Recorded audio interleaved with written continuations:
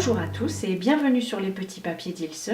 Je suis Judith, démonstratrice Stampin' Up dans la métropole lilloise et aujourd'hui je continue ma petite série de trucs et astuces et d'idées pour l'utilisation du nouvel outil de Stampin' Up, le Stamparatus, qui est un outil de positionnement des tampons. Alors avec moi aujourd'hui j'ai Cléo, ma petite chatte. Donc si vous entendez des petits bruits, c'est Cléo qui rappelle sa présence à vos oreilles.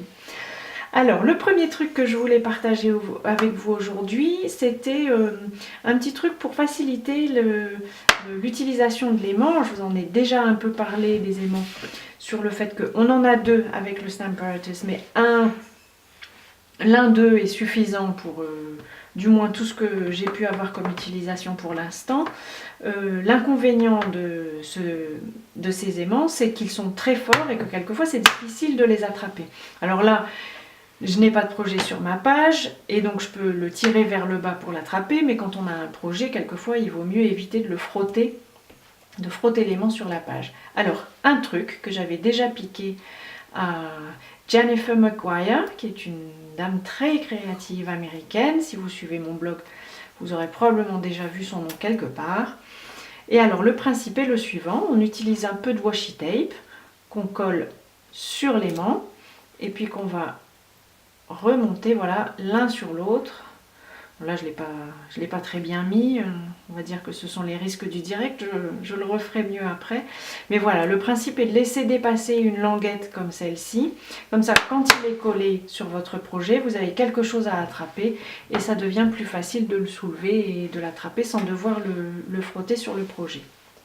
Et alors, un autre aspect que je voulais vous présenter aujourd'hui, c'est le fait qu'un des points forts du Stamparatus, c'est que donc vous pouvez tamponner dans ce sens-ci. J'ai pas pris ma deuxième plaque.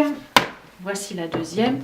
Et aussi dans celui-ci. Quand vous voulez produire des cartes avec plusieurs étapes à tamponner, ici on peut aller jusque 4. Un tampon de ce côté-ci, un tampon de celui-là, que vous pouvez retourner pour l'imprimer. Et puis vous pouvez donc faire la même chose sur le dessus. Et un autre point positif, c'est qu'il n'y a pas de bord ici sur le côté gauche et sur le bas. Et alors en fait, tout cela, ça permet quand vous avez, notamment pour les personnes qui font du scrap et qui décorent des pages entières, donc de 30 cm et demi sur 30 cm et demi, c'est qu'on peut mettre un papier plus grand que la plaque, ça n'a aucune difficulté. Il vous suffit de positionner et de tamponner uniquement sur on va dire le quart supérieur droit. Alors par exemple ici, juste pour le plaisir de la démonstration, je vais tamponner quelques jolies bulles qui viennent du set de tampons pétillant de bonheur.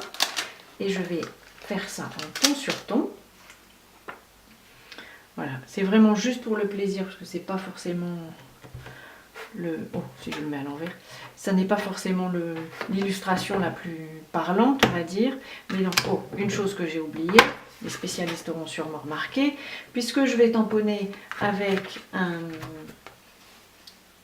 set de tampons en photopolymère, il faut que je place la mousse en dessous de ma feuille. Donc la mousse, la feuille coincée dans le coin supérieur droit, mon aimant pour être sûr que ça ne bouge pas, parce que là pour le coup comme la feuille est grande, les sources d'accidents sont multiples. Et comme d'habitude, j'ancre mes petites bulles et je les tamponne. Et à nouveau, si j'ai envie d'ancrer des bulles sur ce coin-ci, il me suffira de tourner ma feuille, je repositionne bien la mousse, la feuille dans le coin supérieur droit et je peux recommencer à tamponner. Voilà. Et comme vous voyez, je vous l'ai dit aussi, ou je vais vous le dire, je ne sais pas dans quel ordre je vais diffuser les vidéos que je suis en train de tourner. Ici j'ai un peu bavé, on va dire, sur les côtés, mais comme la plaque est plus haute que le tampon, ça n'est pas grave, ça ne va pas s'imprimer sur la feuille. Alors, puisque je vous montre le montage des plaques des deux côtés, je voulais juste vous préciser un point.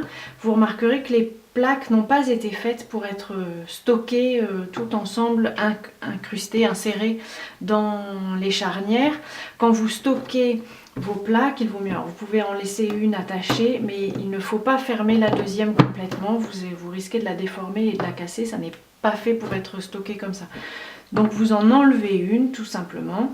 Vous la repositionnez avec la charnière à l'endroit où vous voulez. Moi je trouve que le plus pratique c'est la charnière comme ça en dehors. Et comme ça vous pouvez le stocker, éventuellement le remettre dans sa boîte d'origine et ne pas l'endommager. Voilà, c'était mes petits trucs du moment pour une bonne utilisation du Stamparatus. Si vous souhaitez plus de renseignements, je suis à votre disposition sur Facebook, sur le blog, par mail. Je mettrai toutes les informations dans la barre d'informations en dessous de la vidéo. Je vous souhaite une très belle journée le plus créative possible et je vous dis à très bientôt sur les petits papiers d'Ilse.